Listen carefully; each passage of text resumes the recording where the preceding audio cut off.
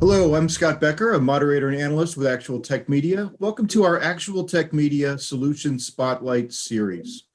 I'm delighted to be here with Matt Weaver, who is a strategic engineer with Instabase. Matt, thanks for being here to tell us about Instabase. Thanks, great to be here. Yeah, so maybe we could just start off with just a little introduction. Tell us a little bit about what Instabase does. Sure. So Instabase helps large enterprises automate their most complex business processes, which are often underpinned by unstructured data. So you can think of something like a mortgage process, fundamental to any large bank's bottom line and business, but is underpinned by huge volumes of unstructured data in the form of documents and other kinds of emails and data that are critical to how that process runs. When trying to transform and automate these processes to bring them into the 21st century and reduce costs, but also expand capacity to deliver more value for customers, solving the unstructured data problem is a key part of that process. And so Instabase is able to read and understand this information just like a human brain would, helping us to automate those processes for these large enterprises across any type of document or unstructured data, really enabling that process to be entirely transformed and removing wasted manual effort. How does, or I should say, where does Instabase live in the stack? Like, how does it fit in, to the company's infrastructure and where their data lives? Are you guys in the cloud? Or are you on premises? Yeah, that's a great question. We handle some of our clients' most sensitive data. And so we provide options for them to host Instabase behind their own firewall securely within their own private cloud. So the underlying architecture of the platform, it's truly a microservices backend. We deploy on Kubernetes, enabling us to achieve great scale horizontally to handle huge volumes of data, but really giving our customers the option to deploy anywhere in a cloud of their choice to keep their data secure behind their own firewall. In addition, in production, Instabase is really just an API in the background. You pass it unstructured data, and the structured information that you need for the process to function comes right out. And what are some of the scalability metrics? How big can you guys go? So we have some customers seeing hundreds of thousands of pages of documents and emails and unstructured data per hour running through the platform. This is especially important for big backlog use cases. We work with some of the world's largest financial institutions who've collected years of data from their customers and now want to unlock the value trapped within by processing all of that data collected over many years and turning it into data that can create actionable insights to improve the customer experience. No, that's really impressive. And as far as the customer's data goes, where can you deal with the data? Can you deal with data that's in the cloud as well as on premises, or does it need to be one place or the other? Yeah, exactly. Instabase has been designed to be entirely flexible and modular in its architecture in the back end, because we know that every customer's IT infrastructure and IT landscape is different. And so we've made our interfaces incredibly flexible. Whether your data is stored in a database, on a file system on premise, in the cloud, in an object storage like Amazon S3, we can hook up directly to those existing data stores, avoiding duplication and transferring large volumes of data around, just pushing it straight into Instabase directly. I'd also love to hear more about how the AI or the deep learning works. What do you guys do to sort of understand the unstructured data and categorize it? That's a great question. And it's kind of the secret sauce of Instabase, which I'll tell you a little about.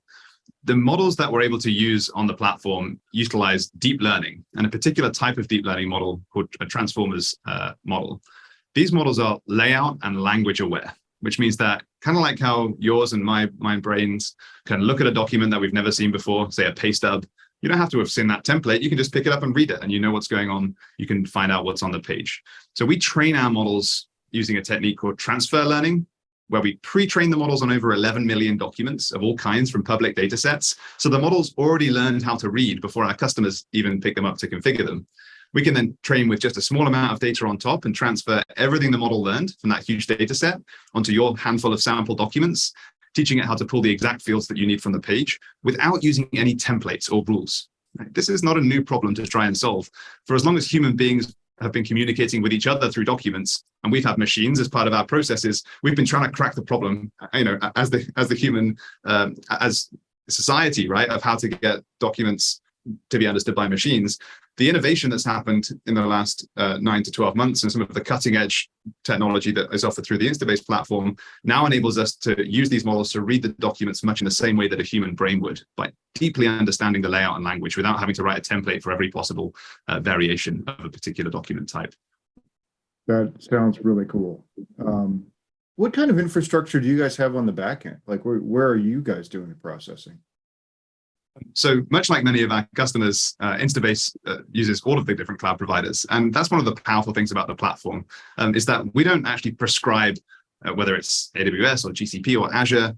You can run anywhere, completely avoiding cloud lock-in. And so we at Instabase do exactly the same. We have environments running in all three of those clouds, partly to validate, and replicate our customers' environments in order to support them better, but also to take advantage of some of the different options available across those different cloud providers. That's really smart, and that's a great idea to sort of eat the dog food, and be on all the platforms and make sure that you understand them that way. And as far as verticals, it seems like a horizontal solution, like it could be applicable to anything. But are there certain verticals that have been key use cases to start out, or that really have a really strong business case for it? Yeah, absolutely. So Instabase is now expanding across many verticals. And when you think about the number of businesses that are impacted by the need to process and automate unstructured data, the possibilities are endless. We actually began with our focus in financial services and insurance, where we've developed a huge suite of use cases, across things like mortgage processing, KYC and customer onboarding, invoice processing, and many other use cases where paper documents and the influx of them coming in is really the pivotal constraint on automating and transforming those processes. But we also have customers across automotive, consumer packaged goods, healthcare, and other areas, which really, I think, speaks to the flexibility and extensibility of the Instabase platform to solve for any unstructured data use case. Well, it sounds really like a powerful tool. I'm sure our viewers would like to hear more about it. Where can they go to find more out about Instabase? So you can go to our website at instabase.com, and there you'll be able to request a demo and connect with one of our team to talk a little more about the problem that you're trying to solve and how we may be able to help you. Awesome. Well, Matt, I want to thank you for coming on and talking to us about Instabase. This has been fascinating. Thanks, Scott. It's been great to be here. And if you found this conversation informative, check out our library of other Solution Spotlight conversations on YouTube.